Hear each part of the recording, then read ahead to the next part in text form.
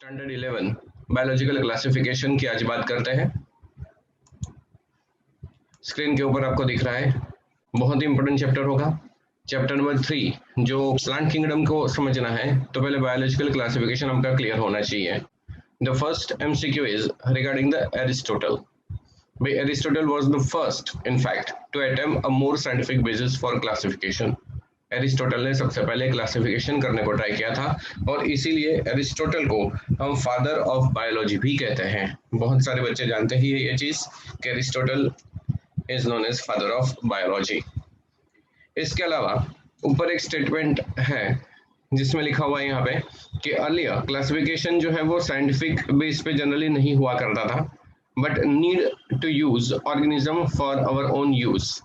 तो ये इस बेसिस पे क्लासिफिकेशन किया जाता था कि भाई किसका फूड के लिए इस्तेमाल करना है, किसको शेल्टर या किसको क्लोथिंग के लिए इस्तेमाल करना है। तो according to the use of organism हम उनको क्लासिफाई करते थे। लेकिन एरिस्टोटल ने साइंटिफिक बेसिस पे क्लासिफिकेशन सबसे पहली दफा किया था। So this is the first MCQ in fact. कौन से बेसिस पे? On the basis of morphological character. बेटा सब लोग जानते हो, आप 12th स्टैंडर्ड पास कर चुके बच्चे हो, तो मॉर्फोलॉजिकल क्लासिफिकेशन मतलब समझते हो मॉर्फोलॉजिकल कैरेक्टर, अपीयरेंस की बात यहाँ पर हो रही है।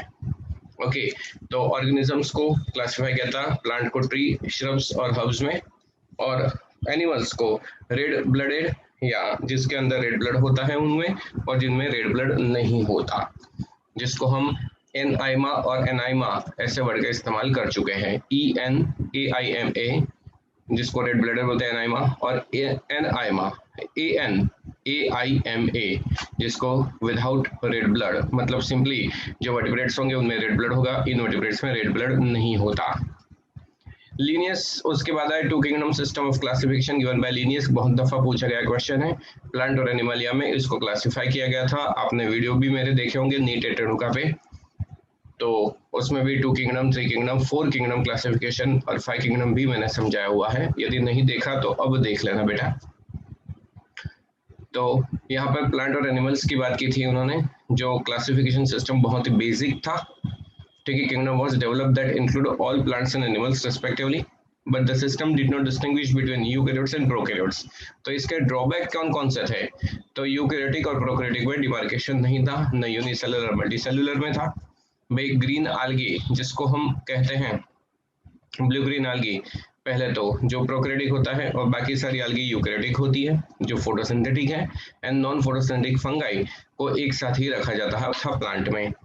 तो ये सारे ड्रॉबैक थे two kingdom system of classification के, और इसीलिए टू किंगडम सिस्टम को हमने एक्सेप्ट नहीं किया था, या बहुत ज्यादा टाइम तक इसको नहीं एक्सेप्ट किया गया था। देन उसके बाद यदि बात की जाए कि कौन से बेसिस पे क्लासिफिकेशन करना जरूरी था, तो gross morphological need was also felt for including other characters, जिसमें सेल स्ट्रक्चर की बात होनी चाहिए, नेचर ऑफ वॉल मतलब सेल वॉल की बात होती है। आप जानते हो फंगाई का सेल वॉल काइटिन से बनता है, अदर प्लांट का जो है वो सेलुलोज से बनता है, बैक्टीरिया प्रोकैरियोटिक जो होते हैं उनका सेल वॉल पेप्टिडोग्लाइकन से बनता है। तो ये अलग अलग ऑर्गेनिज्म में सेल वॉल कंस्टिट्यूशन भी तो अलग है। Mode of nutrition autotrophic heterotrophic जानते हो, हैबिटेट मतलब कहाँ पे वो ऑर्गेनिज्म रहता है, एक्वेटिक है या टेरेस्ट्रियल है, mode of reproduction sexual asexual etcetera, and evolutionary relationships. तो इन बेसिस पे क्लासिफिकेशन करना जरूरी था। Classification system for the living organism have hence undergo several changes over the time. Though plant and animal kingdoms have been a constant under all different systems, the understanding of what groups and organisms be included under this kingdom have been changing. Obvious बात है, ये change होते जाते थे, हर एक scientist अपना अपना काम करता था, जैसे मैंने आपको ऑलरेडी अभी वीडियो में आपने देखा होगा। ठीक है, कि उसमें 2 किंगडम के बाद 3 किंगडम आया जिसमें प्रोटिस्टा को इंक्लूड किया गया था हैकल साइंटिस्ट ने। फिर 4 किंगडम सिस्टम आया, कॉपलैंड साइंटिस्ट था जिसने मोनेरा की सबसे पहले बात की हुई थी, और उसके बाद 5 किंगडम सिस्टम आया, RH व्हिटेकर ने दिया, जिसमें फंगाई को प्लांट से अलग कर दिया गया। तो इस तरह से जैसे जैसे नीड अराइज हुई, साइंटिस्ट लोगों ने अपने अपनी तरह से एक एक किंगडम में क्लासिफिकेशन बढ़ाता गया। इनफैक्ट ये साइंस का डेवलपमेंट ही था, आप जानते हो।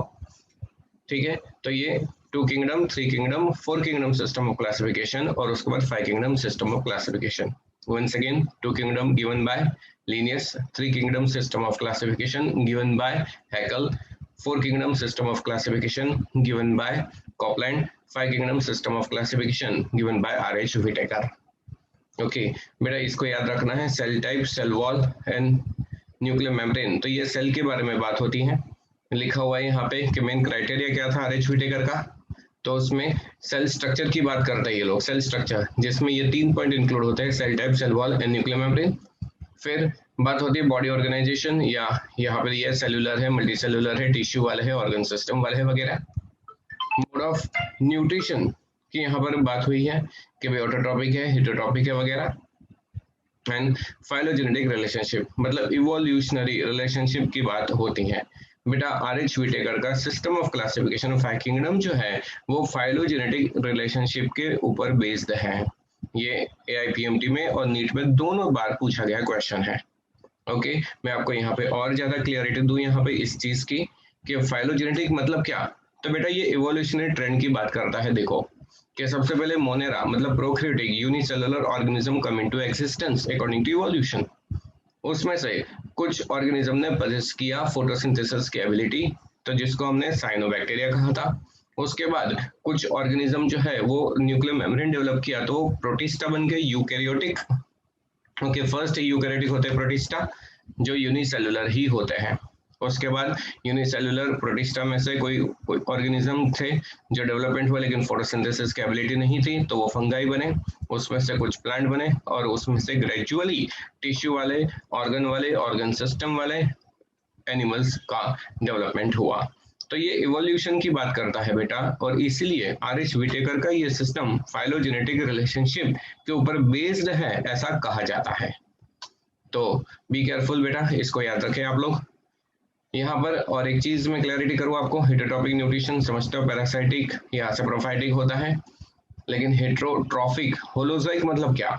तो होलोजोइक का मतलब होता है एनिमल लाइक। भी एनिमल्स, हम ह्यूमन भी एनिमल है, हम क्या करते हैं, इंजेक्शन ऑफ फूड होता है बॉडी के अंदर। भाई फूड को बॉडी में बकल कैविटी में, माउथ में रखा जाता है।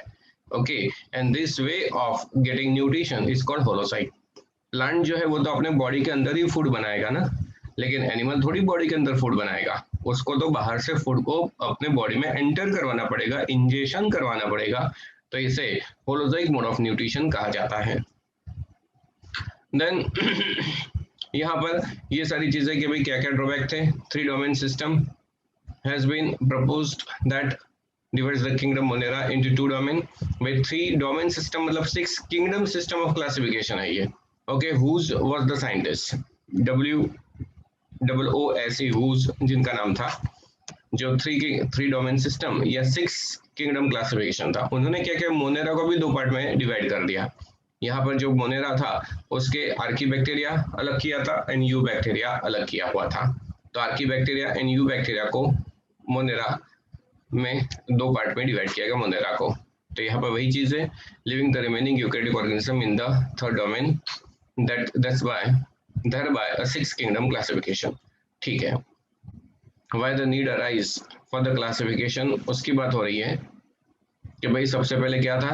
ओके प्लांट में मैंने बताया आपको आगे भी कि भाई फंगाई है, प्रोटिस्टा है, ठीक है, साइनोबैक्टीरिया, उनको एक ही किंगडम में रखा गया था। 2 किंगडम में मैंने बताया उस तरह से। फिर ये एग्जाम्पल यहाँ पे उन्होंने दिए हुए हैं कि यूनिसेलुलर, मल्टीसेलुलर सबको एक साथ रखा गया था, जैसे कि क्लैमिडोमोनास यूनिसेलुलर algae है, स्पाइरोगायरा मल्टी सेलुलर algae होते हैं, उनको एक ही ग्रुप में रखा जाता था। Classification did not differentiate between heterotrophic group fungi and heterotrophic green plant, क्योंकि दोनों को साथ में ही रखा गया था, तो ये दूसरी नीड थी। They also show the characters difference in the cell wall composition. आप जानते हो फंगाई में काइटिन होता है, अदर प्लांट में सेलुलोज होता है, इसलिए इसको सेल्यूलोजिक सेल वॉल कहते हैं। किंगडम प्रोटिस्टा टुगेदर क्लैमिडोमोनास, क्लोरेला, ऐसी यहाँ पर बात की हुई है, जानते हो आप लोग यहाँ पे इस चीजों को। ओके बेटा यहाँ पे फाइलोजेनेटिक की वापस बात की हुई है। Over time, an attempt has been made to evolve a classification system which reflects not only the morphological, physiological, reproductive similarities but also phylogenetic, मतलब it based on evolutionary relationship। बेटा आर.एच. व्हिटेकर का 5 kingdom phylogenetic system के ऊपर based है, ये आप याद रखना। एनसीईआरटी में ये स्टेटमेंट नहीं है, उन्होंने 2 दफा फाइलोजेनेटिक की बात की, लेकिन इसका एग्जाम्पल कौन, तो मैंने आपको समझा दिया आर.एच. विटेकर का क्लासिफिकेशन जो 5 किंगडम है।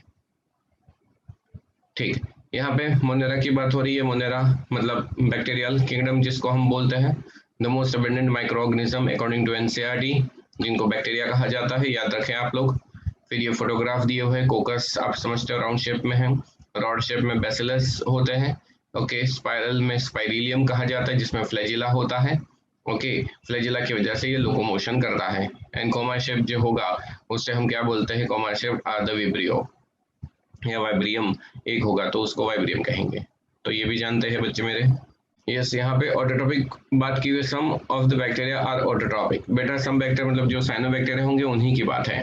They synthesize their own food from inorganic substrate. तो इनऑर्गेनिक सबस्ट्रेट में से ऑक्सीडेशन प्रोसेस से यदि फूड बनता है तो उसको कीमोसिंथेटिक ऑटोट्रॉपिक बोलते हैं हम। Okay, most of major bacteria are heterotrophs, मतलब they depend on the organisms or on dead organic matter for food, ये जानते हैं हम। बेटा यहाँ पे आर्की बैक्टीरिया की बात है। आर्की बैक्टीरिया और यू बैक्टीरिया में फर्क क्या होता है, ये हमेशा क्वेश्चन पूछा गया है। तो याद रखिए बेटा कि archaebacteria differ from other bacteria in having different cell wall structure and this feature is responsible for their survival in the extreme conditions. ये सबसे इंपॉर्टेंट स्टेटमेंट होगा पूरे इस पैराग्राफ में कि उनकी सेल वॉल डिफरेंट होता है। बेटा यू बैक्टीरिया मतलब नॉर्मल बैक्टीरिया जिसकी सेल वॉल जो है वो पेप्टिडोग्लाइकन से बनती है, लेकिन आर्की बैक्टीरिया की सेल वॉल जो है वो पेप्टिडोग्लाइकन के अलावा दूसरे ऑर्गेनिक कंपाउंड्स भी उसके अंदर होते हैं। और ये सेल वॉल का कंपोजिशन की वजह से ये आर्की बैक्टीरिया एक्सट्रीम कंडीशन मतलब जहां पर सॉल्टी एरिया होगा, हेलोफाइल्स जिसको कहते हैं, सॉल्ट होगा तो उसमें नॉर्मल बैक्टीरिया नहीं जिंदा रहेगा, ये बैक्टीरिया रहेंगे। हॉट स्प्रिंग जहाँ पे टेम्परेचर 80-100 डिग्री होता है वहां पर भी ये सर्वाइव कर जाते हैं, जिसको थर्मोएसिडोफिल्स कहा जाता है। एंड मार्शी एरियाज मिथेनोजेंस, जिसका एग्जांपल है methanogen is an example of Archie bacteria. Marshy area मतलब दलदल कहते हो इसको, जहां पर प्रेशर बहुत ज्यादा हो सकता है उस रीजन को भी मार्शी एरियाज कहते हैं। ओके, तो बेटा ये यहाँ पर बात होती है एनारोबिक कंडीशन होती है मार्शी एरियाज में, ये भी एक इम्पोर्टेंट चीज जहाँ पे आर्की बैक्टीरिया सर्वाइव करते हैं, दूसरे ऑर्गेनिज्म मतलब कि दूसरे बैक्टीरिया सर्वाइव नहीं करते। मिथेनोजेंस मैंने ऑलरेडी बताया आपको, ये प्रेजेंट इन द गट मतलब alimentary canal of the ruminant animals में होता है। काउज एंड बफेलोज एग्जांपल है उसका, और जो प्रोडक्शन करते हैं मीथेन गैस का, जिसको बायोगैस के अंदर इस्तेमाल होता है। और इसलिए बायोगैस प्लांट आपने लोअर स्टैंडर्ड में पढ़ा होगा, उसमें हम इस्तेमाल करते हैं डंग of animals for the production of methane. You bacteria की बात करो बेटा, तो यू बैक्टीरिया मतलब true bacteria, this is the MCQ, normal और बहुत इजी। क्या कर रहे हैं ये लोग, रिजिड सेल वॉल होती है बैक्टीरिया में, मैंने बताया आप लोगों को पेप्टिडोग्लाइकन की cell wall, this is third time I am telling in this lecture. जो मोटाइल होते हैं due to presence of flagella, तो ये चीज भी आप जानते हो बेटा। साइनोबैक्टीरिया को ब्लू ग्रीन आल्गी कहते हैं, जिसमें chlorophyll a similar to green plants होता है। क्लोरोफिल और सिमिलर है in fact. Okay, chlorophyll a similar अलग है, लेकिन बहुत सारे रेफरेंस बुक में क्लोरोफिल ए लिखा जाता है, तो आप क्लोरोफिल ए कंसिडर करोगे तो चलेगा। जनरली क्लोरोफिल ए लिखने के लिए यहाँ पे डैश होना चाहिए फिर ए होना चाहिए, लेकिन ठीक है ये अंडरस्टैंडिंग एनसीईआरटी में तो नहीं है क्लियर बताया हुआ, और रेफरेंस बुक वाले भी ऐसी गलती बहुत दफा करते हैं, हमने देखा है। एनीवेज आप याद रखना क्लोरोफिल लाइक सब्सटेंस होता है, ये साइनोबैक्टीरिया है जिसके अंदर। साइनोबैक्टीरिया की यदि बात की जाए स्पेसिफिकली फोटोसिंथेटिक ऑटोट्रॉप्स है, जो हमेशा यूनिसेलुलर होता है, कॉलोनीज में मतलब ग्रुप में पाया जाता है, या फिलामेंटस भी हो सकता है। Okay, fresh water, marine water या टेरेस्ट्रियल आल्गी जिसको कहा जाता है। कॉलोनीज के सराउंडिंग में जिलेटिनस शीट होती है, ये जिलेटिन का शीट जो है इसको म्यूसिलेजिनस शीट भी कहते हैं। बेटा आप लोग ये देख रहे हैं डॉट डॉट दिख रहे हैं आप लोगों को फोटोग्राफ के अंदर, ये म्यूसिलेज या जिलेटिन का शीट है। ये ऑर्गेनिज्म तो यूनिसेलुलर ही है, ये एक है, ये दूसरा, ये तीसरा, इस तरह से है। तो ये पूरा ग्रुप है, ये चेन दिख रही है आपको, ये पूरा एक कॉलोनी बोल सकते हैं इसको हम। It's a colony of blue green algae या साइनो बैक्टीरिया, जिसको हम यहाँ पर कहेंगे। वेरी इंपॉर्टेंट थिंग बेटा, ये यूनिसेलुलर है याद रखना, साइनोबैक्टीरिया। ओके, और ये हेटेरोसिस्ट की बात है। Heterocyst is a specific cell concern with the nitrogen fixation, तो that we know very well. Okay, heterocyst की बताई ये बात, some of this organism can fix atmospheric nitrogen in the specialized cells called heterocyst. Nostoc और Anabaena के अंदर होता है। आप जानते हो Nostoc and Anabaena are the examples of cyanobacteria. तो बेटा ये चीज याद रखें, म्यूसिलेज का लेयर होता है, मैंने बताया टेरेस्ट्रियल आल्गी भी होती है। In rainy season we used to say कि भाई बहु आल्गी થઈ गई છે, इन गुजराती वी से ना कि बहुत आल्गी हो गई है। तो क्या है ये चीज, आल्गी होती है तो वहां पे स्लिपरी हो जाती है जमीन। ओके, तो due to presence of mucilage covering on it, जब एक सेल डिवीजन से दूसरा सेल बनाएगा तो सेल डिवीजन के बाद दोनों अटैच रहेंगे, क्योंकि वहां पे सिक्रीशन शुरू हो जाता है म्यूसिलेज का। और इस तरह से एक, दो में से तीन, तीन में से चार, जैसे सेल्स बढ़ते जाएंगे ये म्यूसिन का लेयर जो है वो आगे बढ़ता जाएगा और पूरा ये स्ट्रक्चर कवर्ड होता है म्यूसिलेज से। तो this is the information. Chemosynthetic autotrophs मतलब क्या, जो केमिकल रिएक्शन से रिलीज होने वाली एनर्जी से अपना फूड प्रोडक्शन करते हैं, इसलिए उनको कीमोसिंथेटिक ऑटोट्रॉप्स कहा जाता है। Some bacteria various inorganic substance को ऑक्सीडाइज करते हैं, नाइट्रेट, नाइट्राइट एंड अमोनिया को इस्तेमाल करते हैं। Use this energy for the production of ATP, तो एटीपी बनाने के लिए ये ऑक्सीडेशन प्रोसेस करते हैं, इनऑर्गेनिक सब्सटेंस को ऑक्सीडाइज करते हैं, उनको कीमोसिंथेटिक हेटेरोटॉप कहा जाता है। They play a great role in recycling nutrients like nitrogen, phosphorus, iron and sulfur. बेटा रिसाइकलिंग के लिए कीमो ऑटोट्रॉपिक बैक्टीरिया भी हेल्पफुल होते हैं, याद रखें, या जिसको हम ब्लू ग्रीन आल्गी कहते हैं वो भी हेल्पफुल हो सकते हैं। तो प्लीज ध्यान रखें, क्योंकि रिसाइकलिंग के लिए फंगाई की बात हमेशा होती है, इसी चैप्टर में फंगाई क्या रोल दिया हुआ है, तो प्लीज ध्यान रखें, यहाँ पे कीमो सिंथेटिक ऑटोट्रॉप्स ऑर्गेनिजम्स भी यहाँ पर ही इंक्लूड होते हैं। हेटेरोटॉपिक बैक्टीरिया की बात करें, are most abundant in the nature, the majority are important decomposers. Bacteria हमेशा डीकंपोजर्स होते हैं। गड फ्रॉम मिल लैक्टोबैसिलस सुना हुआ है आपने, प्रोडक्शन ऑफ एंटीबायोटिक्स, बेटा ये अच्छा क्वेश्चन बनेगा, क्योंकि एंटीबायोटिक प्रोडक्शन की बात करते हैं तो सबको फंगाई याद आता है। 12th स्टैंडर्ड में आपने पढ़ा, 12th स्टैंडर्ड के 10th चैप्टर में जो माइक्रो ऑर्गेनिज्म वाला है। ओके, आप क्रैश कोर्स का लेक्चर अटेंड कर रहे हो, इसका मतलब आपने 12th स्टैंडर्ड कंप्लीट कर दिया है।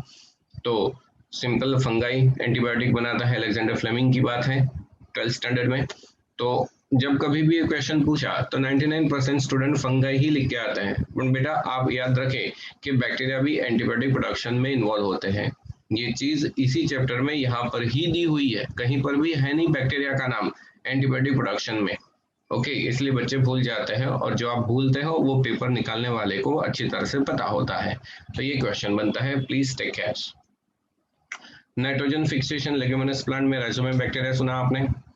बैक्टीरिया पैथोजन भी होते हैं, ह्यूमन को, एनिमल को, फार्म को। तो कोलेरा, टाइफाइड, टिटानस जैसे डिसीज ह्यूमन को होते हैं, आप जानते हो। साइट्रस कैंकर ये प्लांट में होने वाला डिसीज है। बैक्टीरिया के अंदर हम बात करते हैं कि बैक्टीरिया जो है वो फिजन से, मतलब बाइनरी फिजन जिसको कहते हैं, उससे रिप्रोडक्शन करता है।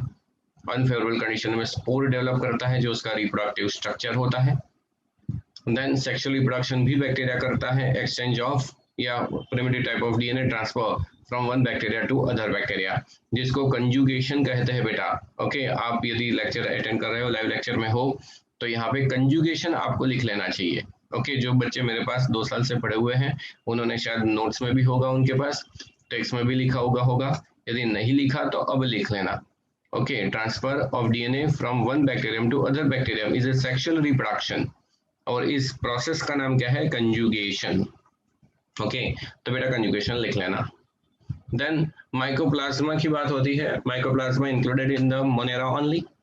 Okay, are organisms that completely lack a cell wall. भाई बैक्टीरिया में और माइकोप्लाज्मा में क्या फर्क है, तो बैक्टीरिया और माइकोप्लाज्मा में यही फर्क होगा कि माइकोप्लाज्मा में सेल वॉल नहीं होता। नंबर 2, माइकोप्लाज्मा के लिए important question, smallest living cells known.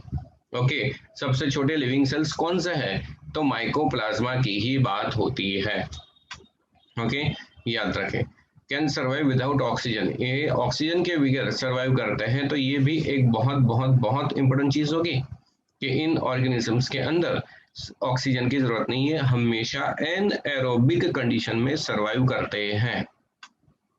Mycoplasma are pathogenic to animals and plants, yes बेटा, माइकोप्लाज्मा जो है वो प्लांट और एनिमल के अंदर नर्वस सिस्टम, इनफैक्ट ह्यूमन की बात करें तो नर्वस सिस्टम रिलेटेड डिसीज ये हमेशा करवाते हैं एनिमल्स में, ह्यूमन स्पेसिफिक बात करें तो बेटा इसको भी याद रखें आप लोग। देन किंगडम प्रोटिस्टा की बात हो जाएगी, यहाँ पे। तो प्रोटिस्टा मतलब always and always single cell eukaryotic organisms, जिसको हम कहते हैं बेटा, okay, single cell eukaryotic organisms are called as Protista. तो याद रखें इसको। क्राइसोफाइट्स की बात की जाए तो याद रखें प्रोटिस्टा मतलब यूकैरियोटिक सिंगल सेल ऑर्गेनिज्म, जिसमें इंक्लूड होते हैं कौन कौन, chrysophytes, dinoflagellates, euglenoids, slime mould, protozoans. Okay, ये 5 को इंक्लूड करते हैं, chrysophytes, dinoflagellates, euglenoids, slime mould and protozoa. बेटा क्राइसोफाइट्स के लिए अपना एक वीडियो है नीट एट रेणु का यूट्यूब चैनल पे, ठीक है, वो आप देख लेना। जो बच्चे मेरे हैं उनके एप्लीकेशन में ऑलरेडी ये वीडियो है और उनको मैं वापस ग्रुप में भी भेजूंगा ही आज। क्राइसोफाइट्स के लिए बहुत ही इंपॉर्टेंट क्वेश्चन 4 to 5 एमसीक्यूज इस पैराग्राफ में से रिपीटेडली पूछा है। पहला तो भाई एग्जांपल क्या है, तो डाइटम्स एंड गोल्डन एल्गी। दूसरा भाई गोल्डन एल्गी किसका नाम है, तो डेस्मिड्स का नाम है। तो ये 2 मेन क्वेश्चन होते हैं यहाँ पर। तीसरा क्वेश्चन है कि भाई ये डाइटम्स जो है वो chief producers in the ocean, ये क्वेश्चन भी पूछा गया नीट के अंदर ही। Which are the chief producers in the ocean, तो भाई क्राइसोफाइट्स ही होंगे, याद रखना। इनके कैरेक्टरिस्टिक में और क्या था, तो ये हमेशा float passively on the water current, water के ऊपर फ्लोट करता है, यूनिसेलुलर होते हैं, ओके। और वाटर के ऊपर फ्लोट करने वाले ऑर्गेनिज्म को प्लैंकटन कहते हैं, क्योंकि ये फोटोसिंथेटिक है, फोटोसिंथेसिस करते हैं, इसलिए इसको प्लैंकटन बोला। यदि ये फोटोसिंथेसिस नहीं करते, इनको एनिमल कंसिडर किया जाता यूनिसेलुलर, तो इसको जू प्लैंकटन कहता मैं, या एनसीईआरटी वाले में नहीं। और यहाँ पे क्या लिखा है, प्लैंकटन मतलब ये प्लांट ही है, ये आपको यहाँ से भी प्रूव होता है। Okay, most of them are photosynthetic as I told. बेटा इनकी सेल वॉल जो है वो सॉफ्ट बॉक्स जैसी होती है, 2 वॉल है ऊपर, अपर वॉल और लोअर वॉल होती है, ठीक है। ये वॉल जो है वो सिलिका से बनती है, दिस इज अगेन एमसीक्यू, ठीक। जब और ये वॉल कैसी है, इंडेस्ट्रक्टेबल मतलब क्या, इसको डिस्ट्रक्ट नहीं किया जा सकता, इसको तोड़ा नहीं जा सकता। ओके बेटा डायग्राम जब सेल डिवीजन करना है तो अपर और लोअर वॉल को डिटेच कर देगा बॉडी में से, और फिर सेल वॉल जो है वो निकल जाने के बाद सेल डिवीजन करेगा। एक डायटम में से 2 डायटम बने, दोनों ही डायटम अपना नया सेल वॉल को सिंथेसिस करेंगे। ओके, तो इस तरह से पुरानी सेल वॉल निकल रही है, नई सेल वॉल बन रही है हर एक जनरेशन में। और इसकी वजह से क्या होगा, that's accumulation over a billions of year. क्या होगा, डिपॉजिट्स जिसको बोलते हैं, diatoms have left behind the large amount of cell wall deposits in the habitat, and this accumulation over the billions of years is called diatomaceous earth, जिसको कहा जाता है। Okay, it is कहाँ पे इस्तेमाल होता है, इट इज ग्रिटी, भाई पत्थर जैसा होता है ये, इसलिए इसको पॉलिशिंग में, filtration of the oil and syrup में इस्तेमाल किया जाता है। साउंड प्रूफ वॉल बनाने के लिए भी इसका इस्तेमाल होता है, जो कभी बड़े बड़े ऑडिटोरियम में या सिनेमा हॉल में भी इसका इस्तेमाल होता है। आपने सिनेमा हॉल में देखा ही होगा कि पोरस वॉल होती है पूरी, वो पोरस वॉल क्यों है, पोर्स पोर्स क्यों है उसके ऊपर, क्योंकि वो कहाँ से बना है, डायटोमेशियस अर्थ से बना हुआ है वो, ठीक। देन डायनोफ्लैजेलेट्स की बात करें, डायनोफ्लैजेलेट्स में सबसे इंपॉर्टेंट क्वेश्चन ये होता है गोनियोलक्स, जिसको यहाँ पे लिखा हुआ है। रेड डायनोफ्लैजेलेट्स का एग्जाम्पल है गोनियोलक्स, बिकॉज डायनोफ्लैजेलेट्स के 2 मेन कैरेक्टर हैं। पहला कैरेक्टर तो यही कि इनके अंदर पिगमेंट होते हैं जो रिस्पॉन्सिबल फॉर द कलर होते हैं इनके सेल वॉल में, और दूसरा बेटा ये ऑर्गेनिज्म जो है इनके अंदर 2 फ्लैजिला होती है, इसलिए डाई मतलब 2 फ्लैजिलेट, 2 फ्लैजिला होते हैं, एक हॉरिजॉन्टल ग्रूव में से निकलता है, एक वर्टिकल में से निकलता है, तो 2 फ्लैजिला होते हैं, इसलिए डायनोफ्लैजिलेट्स हैं। तो this are the 2 main characteristic, याद रखें। Cell wall has stuffed cellulose plates on their outer surface, cellulose की सेल वॉल है, इसको याद रखें, यहाँ पर ही देखने को मिली। डायनोफ्लैजिलेट्स गोनियोलक्स बेटा एक एग्जांपल ही है, इसको याद रखना, रेड जिसको बोलते हैं रेड टाइड्स के लिए रिस्पॉन्सिबल है। आर्टिक ओशन में कोई कोई समुद्र के पार्ट ऐसा है जिसको रेड ओशन बोलते हैं, ओके, वे रेड कलर का समुद्र है वो, तो due to presence of dinoflagellates inside it. Yes, उसमें पॉइजनस सब्सटेंस होते हैं, ये पानी पीने का नहीं होता, क्योंकि ये टॉक्सिन मतलब पॉइजन को रिलीज करते हैं डायनोफ्लैजिलेट्स, जिसकी वजह से बहुत सारे अदर मरीन एनिमल्स जो है उनकी डेथ हो जाती है।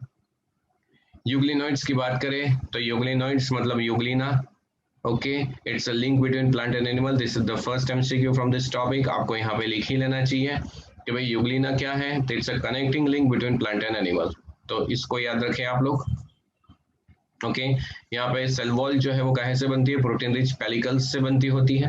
ओके, व्हाट इज पेलिकल, तो cell wall is formed of protein, जिसको पेलिकल यहाँ पे बोला हुआ है। तो सेल वॉल के अंदर सेल्यूलोज नहीं है लेकिन प्रोटीन है। This is the first characteristic. ये ऑर्गेनिज्म जो है ये फोटोसिंथेसिस करता है। ये प्लांट का कैरेक्टर हुआ जब सनलाइट प्रेजेंट होगा तब। लेकिन जब सनलाइट नहीं होगा तो ये एनिमल जैसा बिहेव करेगा एंड हेटेरोट्रॉफ बन जाएगा, प्रीडेट करेगा, दूसरे स्मॉल ऑर्गेनिज्म को खा जाएगा। तो ये प्लांट एनिमल का कैरेक्टर हुआ। जो हेटेरोट्रॉफ मोड ऑफ न्यूट्रिशन है वो तो एनिमल का कैरेक्टर होता है। तो देखो एनिमल प्लांट दोनों के कैरेक्टर पोजेस कर रहा है भाई। इसमें फ्लैजिला है, फ्लैजिला मतलब एक लॉन्ग है एक शॉर्ट है, एक ही जगह से दोनों फ्लैजिला बने। ये लॉन्ग फ्लैजिला है, ये शॉर्ट फ्लैजिला है। Okay, this from the same side. आपको यदि कोई क्वेश्चन पूछे कि भाई डायनोफ्लैजिलेट में भी 2 फ्लैजिला है, यूग्लिनोइड्स में भी 2 फ्लैजिला है, लेकिन दोनों फ्लैजिला में फर्क है ना भाई। यहाँ पे साइड ऑफ ओरिजिन एक हॉरिजॉन्टल एक वर्टिकल है, और यहाँ पे साइड ऑफ ओरिजिन दोनों वर्टिकल ही होते हैं। ओके बेटा, फ्लैजिला होगा तो लोकोमोशन करेगा, तो ये एनिमल का कैरेक्टर हो गया वापस। तो प्लांट एनिमल दोनों के कैरेक्टर पोजेस करने वाला होता है यूग्लिना, और इसीलिए इसको connecting link between plant and animal कहते हैं हम। तो याद रखें। स्लाइम मोल्ड्स की बात की जाए तो बेटा स्लाइम मोल्ड जो है उसके लिए सेप्रोफाइटिक प्रोटिस्ट वर्ड इस्तेमाल हुआ है। सेप्रोफाइटिक होता है ये, body moves along with the decaying twig and leaves engulfing organic matter. ये स्लाइम मोल्ड है, ये फंगाई नहीं है भाई। ओके, इसके बॉडी स्ट्रक्चर को प्लाज्मोडियम कहते हैं। आप यहाँ पे फोटोग्राफ में देख रहे हो, ये पूरा ये जो है स्ट्रक्चर ये प्लाज्मोडियम है। ओके, बॉडी को प्लाज्मोडियम बोला गया है। ठीक है, जैसे हम थैलोफाइट्स के अंदर आल्गी और फंगाई के वॉल को थैलस कहते हैं ना, तो बॉडी को आल्गी और फंगाई की बॉडी को थैलस वर्ड इस्तेमाल होता है। उसी तरह से स्लाइम मोल्ड की बॉडी के लिए प्लाज्मोडियम वर्ड का इस्तेमाल होता है। बच्चे हमेशा कंफ्यूज होते हैं, सर स्लाइम मोल्ड में भी प्लाज्मोडियम का एग्जांपल है और नीचे प्रोटोजोन में भी प्लाज्मोडियम फाल्सिफेरम प्लाज्मोडियम वाइवेक्स है, तो भाई दोनों में फर्क है ना। ओके, ये बॉडी स्ट्रक्चर का नाम है, और प्रोटोजोन में जो मलेरियल पैरासाइट्स के एग्जांपल दिए हुए हैं वो ऑर्गेनिज्म का नाम है। तो मेरे बच्चे ये क्लियर ही थे, जो लोग आज पहली दफा सुन रहे हैं उनको भी ये क्लैरिटी हो रही है। ओके, अनफेवरेबल कंडीशन में प्लाज्मोडियम डिफरेंशिएट होगा in form fruiting bodies bearing spores eight the tip. बेटा फ्रूटिंग बॉडी क्या होता है, तो ये प्लाज्मोडियम में से ही ऊपर की तरफ इलोंगेशन होगा, मतलब ऊपर की तरफ एक पार्ट बन जाएगा जिसके सबसे टिप रीजन पे क्या होगा, तो at the tip region there is a sporangium is a part in which spores formation carried out. तो समझिए आप लोग कि प्लाज्मोडियम जमीन के ऊपर फैला हुआ है। ओके, प्लाज्मोडियम जमीन के ऊपर फैला था और उसी में से एक पार्ट ऊपर की तरफ निकल आया। ओके, जैसे प्लांट जर्मिनेट होके कैसे जमीन से ऊपर आएगा, उसी तरह से प्लाज्मोडियम में से फ्रूटिंग बॉडी बनेगा। बेटा फ्रूटिंग बॉडी वर्ड जो है वो फंगाई में भी इस्तेमाल होता है, बहुत सारी जगह पे इस्तेमाल होगा, इसको एक दफा ही समझे। Fruiting body is nothing but the structure bearing sporangium for the production of spores. Okay, plasmodium जमीन के ऊपर फैला है, उसमें से एक पार्ट धीरे धीरे इस तरह से ऊपर आएगा, ऊपर की तरफ ऐसी पाउच होगी जिसको स्पोरेंजियम कहेंगे। स्पोरेंजियम के अंदर स्पोर होता है, जैसे स्पोरेंजियम बर्स्ट होगा फटेगा तो सारे स्पोर्स बाहर निकल आएंगे, दूर दूर तक फैल जाएंगे और उस स्पोर में से वापस नया प्लाज्मोडियम बॉडी डेवलपमेंट होगा। तो ये इस तरह का लाइफ साइकिल यहाँ पर होता है। प्रोटोजोन की बात करें तो अमीबॉइड प्रोटोजोन का यहाँ पर एग्जाम्पल दिया हुआ है। बेटा प्रोटोजोन के लिए सबसे याद रखने वाली चीज क्या, कि protozoan are unicellular animals. Okay, protozoans को यूनिसेल्युलर एनिमल कहते हैं हम लोग, इसको याद रखें। Amoeboid protozoan organism live in fresh water, sea, most soil. ठीक है, हैबिटेट से लेना देना नहीं। अमीबा जानते हो आप लोग, अमीबा आई रिपीट एग्जाम्पल में अमीबा एंड एंटामीबा दिया हुआ है, 2 ही एग्जाम्पल याद रखने हैं।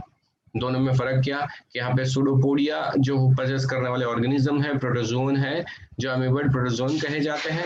They have pseudopodia false leg या फॉल्स फीट जिसको हम कहते हैं, याद रखें। अमीबा एंटामीबा में फर्क क्या, तो Entamoeba having the silica shells on the surface. Okay, silica shell होती है और इसीलिए ये अमीबा से अलग होती है। So what is basic difference between amoeba and entamoeba? आपको ये क्वेश्चन हो सकता है 12th स्टैंडर्ड में। एंटामीबा हिस्टोलिटिका की हम बात करते हैं। एंटामीबा हिस्टोलिटिका याद है ना, जो हमें डिसीज करवाता है एमीबियासिस, जिसको बोला था in Gujarati people used to say मरडो, that is Entamoeba. Flagellated protozoan में फ्लैजिला होता है। ओके, तो फ्लैजिला पोजेस करने वाला ट्रिपेनोसोमा एग्जांपल याद रखना है आपको, जो स्लीपिंग सिकनेस डिसीज के लिए रिस्पॉन्सिबल है। 5 दफा मिनिमम में क्वेश्चन आ चुका है आईपीएमटी नीट में। तो स्लीपिंग सिकनेस के लिए कौन सा organism, Trypanosoma is responsible. Chelated protozoan की बात करें तो सिलेटेड में सिर्फ और सिर्फ आप पैरामीशियम की ही बात करते हो हमेशा, जिसमें ये स्ट्रक्चर होता है जिसको गलेट बोलते हैं। ये पूरे सरफेस पे इसके होते हैं सिलिया, सिलिया की मूवमेंट होगी, फूड पार्टिकल्स को गलेट के अंदर धकेल दिया जाएगा, दिस इज गलेट, या ओपनिंग ऑफ माउथ कहते हैं इसको। तो बेटा यहाँ पर लेबल कर देना आप लोग। ओके ये जो दो स्ट्रक्चर दिख रहे हैं ये इसके कॉन्ट्रैक्टाइल वैक्यूल है, this is first contractile vacuole, this is the second contractile vacuole. फिर ये दो न्यूक्लियस दिख रहे हैं आपको, this is large nucleus, this is small nucleus. तो दो न्यूक्लियस भी यहाँ पर आपको दिखेंगे। तो बेटा टेक्स्ट में ही लेबल करना आप बच्चे। ओके गलेट मैंने बता दिया, ओपनिंग ऑफ माउथ। स्पोरोजोन्स जिसके अंदर कोई लोकोमोटिव स्ट्रक्चर नहीं होता उनको स्पोरोजोन्स कहते हैं। ओके लोकोमोटिव स्ट्रक्चर के अकॉर्डिंगली यहाँ पे क्लासिफिकेशन है ये। अमीबॉइड प्रोटोजोन में सूडोपोडिया है लोकोमोशन के लिए, फ्लैजिला फ्लैजिलेटेड के अंदर फ्लैजिला है, सिलेटेड के अंदर सिलिया है। लेकिन ऐसे प्रोटोजोआ जिनके अंदर कोई भी लोकोमोशन का स्ट्रक्चर या ऑर्गेनल नहीं है उनको स्पोरोजोन्स कहते हैं, दिस इज द क्वेश्चन। तो याद रखें स्पोर लाइक ऑर्गेनिज्म होते हैं हमेशा एंडोपैरासाइट्स रहेंगे, बॉडी के अंदर ही पाए जाएंगे। ओके प्लाज्मोडियम फाल्सिफेरम, यहाँ पर प्लाज्मोडियम लिख के एनसीईआरटी वाले ने कंफ्यूज किया पूरे 15 लाख स्टूडेंट्स ऑफ इंडिया को हर साल जो है नीट के एग्जाम देते हैं। तो बेटा प्लाज्मोडियम फाल्सिफेरम और प्लाज्मोडियम वाइविक्स, यहाँ पर जो लोग लेक्चर अटेंड कर रहे हैं फॉर्चुनेट वो लोग लिख दे। रेनोगाइट्स ने तो ऑलरेडी लिखा होगा, I wish. Plasmodium falciparum and Plasmodium vivax जिसको कहते हैं ओके मलेरियल पैरासाइट्स है। फंगाई की यदि बात की जाए तो फंगाई में से भी बहुत सारे क्वेश्चंस आपको पूछे जाते हैं, जिसमें सबसे इंपॉर्टेंट ये वीट के अंदर रस्ट डिसीज होता है, Puccinia is an important example of that, wheat rust causing Puccinia याद रखें। ओके फंगाई जो है वो एंटीबायोटिक बनाती है, मैंने यहाँ पर भी बताया, आगे बैक्टीरिया की भी बात की, 12th स्टैंडर्ड में भी फंगाई में से एंटीबायोटिक बनाने की बात होती है। ओके बेटा तो इसको याद रखें। मशरूम और टोडस्टूल अलग अलग होते हैं जानते हो, मशरूम को खाने में इस्तेमाल कर सकते हैं, टोडस्टूल को खाने में इस्तेमाल नहीं करते, ये पॉइजनस होती है। फंगाई हमेशा पैरासाइटिक होगी, फूड कभी भी नहीं बनाएगी अपने आप। ओके फंगाई के स्ट्रक्चर में आप जानते हो फंगाई यूनिसेलुलर होगा तो ईस्ट है, उसके अलावा सारी फंगाई मल्टी सेलुलर है जिसके अंदर उसका थ्रेड लाइक बॉडी होता है, जिसको हर एक थ्रेड को हाइफे कहते हैं, और थ्रेड में से बनने वाला पूरे नेटवर्क होगा जो बॉडी को माइसेलियम कहा जाता है। तो everyone know it very well I think. Hyphae के अंदर जो है ट्यूब लाइक स्ट्रक्चर होता है हाइफे, जो इसमें मल्टी न्यूक्लिएटेड साइटोप्लाज्म होता है। सिनोसाइटिक हाइफे जिसको कहते हैं मल्टी न्यूक्लिएटेड सिनोसाइटिक, याद रखें इस वर्ड को, चैप्टर नंबर 10 स्टैंडर्ड 11 का वर्ड है। ओके काइटिन और पॉलीसेकेराइड की सेल वॉल होती है जानते हो, सैप्रोफाइट्स होते हैं, पैरासाइट्स होते हैं, सिम्बायोटिक algae भी होती है जानते हो लाइकेन के अंदर। Okay roots of higher plants में माइकोराइजा होता है, Pinus is an example of that higher plant. Asexual spore कौन से होते हैं, तो कोनिडिया, स्पोरेंजियो स्पोर, एंजियोस्पोर्स होते हैं, और sexual spore, oospore, ascospore and basidiospore. तो बेटा ये लिख लेना आप लोग अलग से यहाँ पर एनसीईआरटी में कि कौन से सेक्सुअल और कौन से एसेक्सुअल स्पोर होते हैं, इनके नाम लिख देना। मैंने आपको बताया था न्यूरो लिंग्विस्टिक मेथड का इस्तेमाल करें, लॉन्ग टाइम तक याद रहेगा बहुत कम एफर्ट्स में। स्टेजेस ऑफ रिप्रोडक्शन में प्लाज्मोगैमी देन कैरियोगैमी होता है। प्लाज्मोगैमी मतलब fusion of protoplasm, karyogamy fusion of nucleus. उसके बाद उसका मियोसिस होता है क्योंकि स्पोर हमेशा हैप्लॉइड होंगे फंगाई के अंदर, very carefully remember this thing. Dikaryon stage पाई जाती है जिसमें 2 न्यूक्लियस होते हैं, कैरियोगैमी हुआ ना, लेकिन फ्यूजन ऑफ न्यूक्लियस नहीं हुआ कुछ टाइम तक, तो फॉर सर्टेन टाइम एक ही सेल में 2 अलग अलग न्यूक्लियस दिखते हैं जिसको डाइकैरियन स्टेज कहते हैं। फंगाई की लाइफ साइकिल में देखने को मिलता है बेटा ये। ओके एस्कोमाइसिड्स एंड बेसिडोमाइसिड्स में देखने को मिलेगा।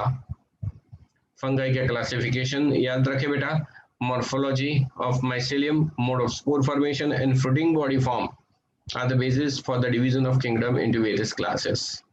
तो ये 4 क्लास है फाइकोमाइसिड्स जिसमें से पहला है बेटा। हमेशा बच्चे इसमें कंफ्यूज होते हैं, इसको याद रखने का तरीका मैं बताऊं, कौन से क्वेश्चन पूछे जाते हैं ये तो बता ही रहा हूँ। बेटा phycomycetes, ascomycetes, basidiomycetes and deuteromycetes, ये 4 ही तो है। ओके, आप आपकी नोटबुक में इसको 4 कॉलम बना दे। सबसे पहले इसका बॉडी स्ट्रक्चर के बारे में लिखें। ओके, इसका दूसरा नाम यदि दिया हुआ है एनसीईआरटी में तो वो लिखे, राइट बेटा। फिर उसमें सेक्सुअल या एसेक्सुअल स्पोर कौन से है ये लिखें, और लास्ट में एग्जांपल लिख दें। इतनी 5 पॉइंट हर एक के लिए लिख दो, कंपेयर करो तो याद रह जाएगा। इतना कर लोगे ना बेटा तो आप क्वेश्चन एब्सोल्यूट बोल रहा हूँ आपको, ये मिलने ही वाला इसमें से ही। ओके, तो ये एफर्ट्स करे बेटा, it takes hardly 15 to 20 minutes for you people. तो ये तरीका अपनाएं और इसको याद रख ले हमेशा के लिए, एटलीस्ट नीट के एग्जाम तक तो याद रह ही जाएगा आपको। तो बेटा वो काम आप यहाँ पे करना, क्योंकि पढ़े तो बहुत दफा हो लेकिन पढ़ने का तरीका, काम करने का तरीका क्या है, that always matter in the NEET examination. NEET aspirant हो आप लोग, ओके, तो ये सारी चीजें आपके एटीट्यूड में हो जानी चाहिए। सो डू इट बेटा, फाइन। तो फाइकोम एसिड्स की यहाँ पे बात की हुई, इसके स्ट्रक्चर में माइसिलियम ई सेप्टेड है। ओके, सेप्टा नहीं होता माइसिलियम, जो ट्यूब लाइक स्ट्रक्चर हाइफे से बनता है। Then asexual spore reproduction takes place by zoospores बताए, जो मोटाइल है, एंड एप्रेनस्पोर जो नॉन मोटाइल स्पोर होते हैं, उनके नाम दिए गए हैं यहाँ पर। ओके, एंडोजीनियसली मतलब इनसाइड द बॉडी स्पोरेंजियम के। जाइगोस्पोर बनता है फ्यूजन ऑफ 2 गैमेट से, मतलब ये सेक्सुअल स्पोर हुआ, जाइगोस्पोर जिसको बोला हुआ है। Gamete are similar in morphology, isogamous समझते हैं आप लोग, 2 सिमिलर इन साइज, एनाइसोगैमस मतलब डिसिमिलर, एक छोटा एक बड़ा। oogamous मतलब फीमेल रिप्रोडक्टिव सेल या एक cell larger in size and male reproductive cell is smaller in size, तो इसको oogamous कहते हैं स्पेसिफिकली। एनाइसोगैमस में मेल गैमेट भी लार्ज साइज का हो सकता है, फीमेल गैमेट स्मॉल साइज का हो सकता है, ये दोनों पॉसिबल केस है यहाँ पे। लेकिन oogamous मतलब specifically female gamete is larger in size, that's it. फिर म्यूकर राइजोपस अल्बुगो, ये एग्जांपल्स याद रखें। राइजोपस द ब्रीड मोल्डेड, यहाँ पे बोला गिरा गया है। अल्बुगो पैरासाइटिक फंगाई ऑन मस्टर्ड बोला गया है, तो इसको याद रखें। एस्कोमैसिड्स का दूसरा नाम सेक फंगाई होता है, इसको याद रखें। पेनिसिलियम यूनिसेलुलर है, ईस्ट मल्टीसेलुलर है। सैक्रोमाइसिस बताया गया है इसको, सो प्लीज टेक केयर। कोप्रोफेगस सिर्फ और सिर्फ एस्कोमाइसिड्स के लिए वर्ड इस्तेमाल हुआ है। Growing on dung, so please ध्यान रखिए, ये भी एमसीक्यू हो सकता है आपके लिए। इसका माइसिलियम ब्रांच और सेप्टेड है, देखो आगे ए सेप्टेड था, ये सेप्टेड है।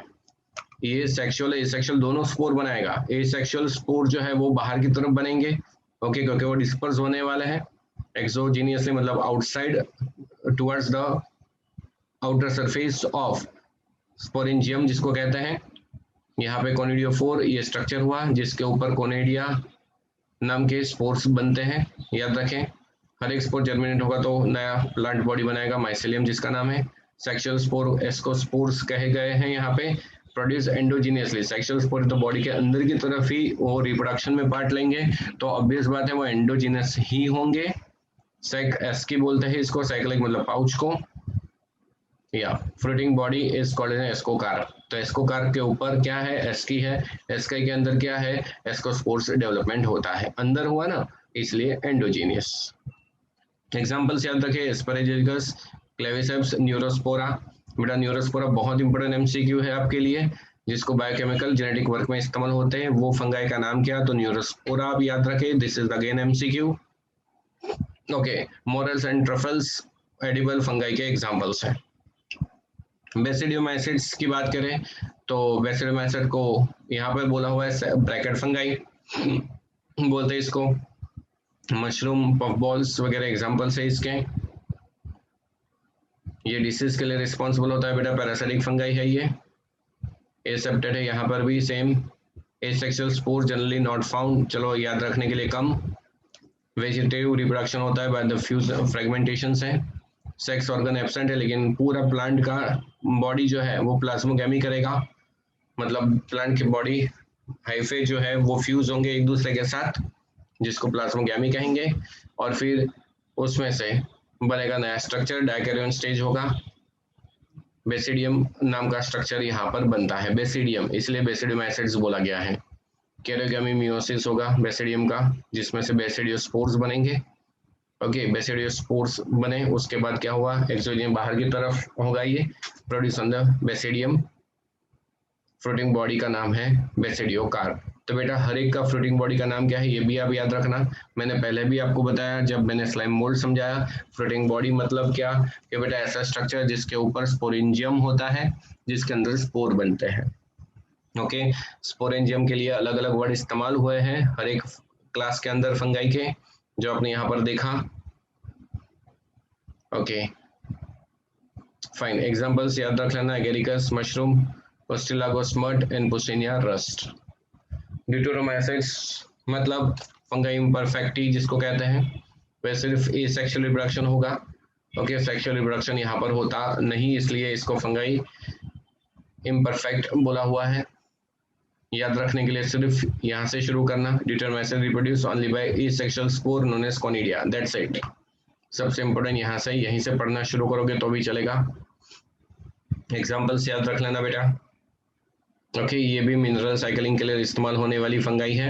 याद रखें, मिनरल साइकिलिंग मतलब जिसको रिसाइकलिंग ही कहते हैं। तो अल्टरनारिया, देन कोलेक्टो, ट्राइकम एंड ट्राइकोडर्मा, ये 3 एग्जांपल्स यहाँ पर दिए हुए हैं। प्लांट किंगडम, एनिमल किंगडम में कुछ खास नहीं, लेकिन इसको पढ़ें। इस पैराग्राफ में आपको 2 एग्जांपल दिए हुए हैं बेटा, bladderwort and Venus fly trap are example of insectivorous plant. Okay, बच्चे इसको पढ़ते नहीं है और बोलते हैं एनसीईआरटी में एग्जांपल ही नहीं है। बेटा देख लो यहाँ पर है, इसको पढ़ना, क्योंकि प्लांट किंगडम तो 3rd चैप्टर में पढ़ेंगे ना, ऐसा समझ के इस पैराग्राफ को ओमिट करते हैं। आप देख लेना, Cuscuta is a parasitic plant, बस ये 2 चीजें याद रख लो, बाकी नहीं पढ़ना चलेगा, बिंदास। Alternation of generation 3rd chapter में डिटेल में पढ़ाएंगे। किंगडम एनिमलिया समझते हो। लास्ट में वायरस की बात कर लो मैं। ओके, वायरस को क्लासिफिकेशन में इंक्लूड नहीं करते, वो लिविंग नहीं है, उसको सेल नहीं होता। ओके, ना न्यूक्लियस होता है, इसलिए इसको क्लासिफाई नहीं किया जाता। This is the simple conceptual question. Okay, virus के अंदर ये सारी चीजें याद रखो बेटा। प्लांट वायरस के अंदर आरएनए होता है, आरएनए हमेशा सिंगल स्टैंडर्ड होता है। ये टोबैको मोज़ेक वायरस आपके सामने है, TMV. RNA is the genetic material. ये बैक्टीरियोफेज है जिसमें डीएनए होता है जेनेटिक मटेरियल। ओके, तो ये पैराग्राफ दिया हुआ है। वायरस सबसे पहले वेनम या पॉइजनस फ्लूइड बताया था इवेनोवस्की ने।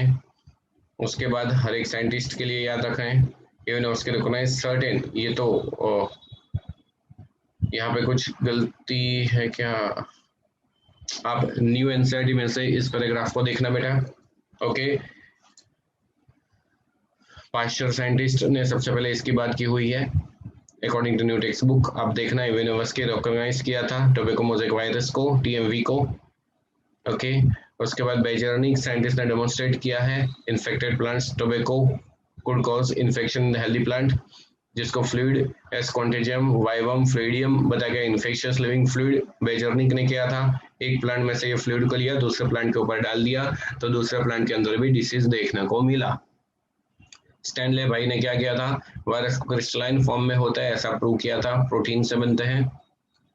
ऑब्लिगेट पैरासाइट हमेशा पैरासाइट जानते हो आप लोग। फिर ये स्टेटमेंट खास ध्यान रखें,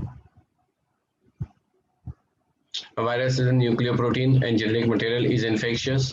वायरस दैट इन्फेक्ट प्लांट, बेटा अंडरलाइन करना बहुत अच्छी तरह से, प्लांट को इन्फेक्ट करेगा, सिंगल स्टैंडर्ड आरएनए ही होगा। ओके, वायरस जो एनिमल को इन्फेक्ट करेगा वो सिंगल या डबल स्टैंडर्ड आरएनए हो सकता है, लेकिन डीएनए तो हमेशा डबल स्टैंडर्ड ही होगा, दैट्स इट। ओके, तो बेटा याद रखें, रिपीट, प्लांट को जो इन्फेक्ट करेगा वायरस वो हमेशा सिंगल स्टैंडर्ड आरएनए ही होगा। तो याद रखने की जरूरत नहीं, टीएमवी पूछा, कोई भी प्लांट डिसीज के लिए पूछा कि भाई आरएनए रिस्पॉन्सिबल है तो उसका जेनेटिक मटेरियल क्या होगा, तो प्लांट है, वायरस है, हमेशा सिंगल स्टैंडर्ड आरएनए लिख दो भाई। ओके, और जब जब कभी भी डीएनए की बात होगी तो डीएनए डबल स्टैंडर्ड ही होगा, दैट्स इट। ये 2 चीजें याद रखो, तीसरा अपने आप याद रह जाएगा। ओके, कैप्सिड समझते हो, आउटर कोट को कैप्सोमियर से जो बनता है, everyone know it very well. Okay, capsomeres are arrange in helical और polyhedral genomic forms, that we know very well.